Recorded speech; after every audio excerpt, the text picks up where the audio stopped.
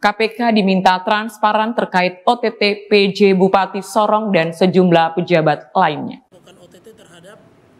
Ketua Generasi Muda MOI 7 Subsuku 4 Kabupaten 1 Kota di Provinsi Papua Barat Daya, Paulus Sayufan, menyerukan agar Komisi Pemberantasan Korupsi memberikan penjelasan transparan terkait operasi tangkap tangan atau OTT yang melibatkan Bupati Sorong dan beberapa pejabat lainnya. Mereka diduga terkait dengan jumlah uang sebesar 1,8 miliar dan 1 jam tangan merek Rolex. Paulus Sayufan menegaskan sebagai warga negara, masyarakat Kabupaten Sorong berhak mendapatkan klarifikasi yang transparan dari KPK. Hal ini dianggap penting agar tidak ada kebingungan di kalangan masyarakat terkait peristiwa OTT tersebut. Bukan OTT terhadap kedua pejabat di instansi daerah Kabupaten Sorong, dalam hal ini di BPKD, dan 1 pejabat bupati yang pada hari ini digiring pada beberapa waktu kemarin di selang waktu yang sama di jam 2 subuh dan jam 4 subuh. Dan sebagai warga negara yang taat kepada hukum, kami mempersilakan ini kepada KPK untuk terus melakukan penyelidikan dan sesuai dengan prosedur yang ada.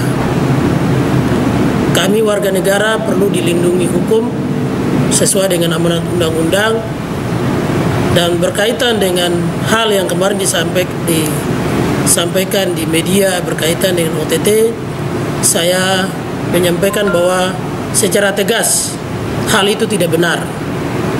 Karena berkaitan dengan kata OTT ini, ketika 2-3 orang melakukan transaksi dan di situ ditemukan barang bukti dan diambil pada saat yang tepat dan dilakukan kompres media terhadap apa yang sudah ditangkap tangan tersebut. Ini kan tidak. Saya tahu dan persis ketika Bapak Bupati Sorong, PJ Bupati Sorong ditangkap pada saat jam 4 di kediamannya, dan di selang yang lain ditangkap juga, digerebek ke rumahnya Bapak Kepala BKD Kabupaten Sorong dan Bapak Bendahara Rutin Kabupaten Sorong di rumahnya masing-masing. Dan ada sebagian anggota BPK yang ditangkap di Jakarta dan ditangkap di Manokwari. Nah, yang kami bingungkan, masyarakat dan publik bingungkan itu, uang 1,8 miliar itu dan jam Rolex itu didapat dari mana? Jadi KPK harus mengklarifikasi dan menjelaskan ini baik kepada seluruh masyarakat Kabupaten Sorong, Papua Barat Daya.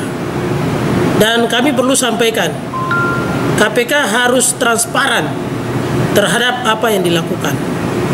Dan saya menyampaikan secara tegas kepada KPK bahwa jika Anda juga dikenai sanksi oleh negara ini, Anda juga harus patuh hukum.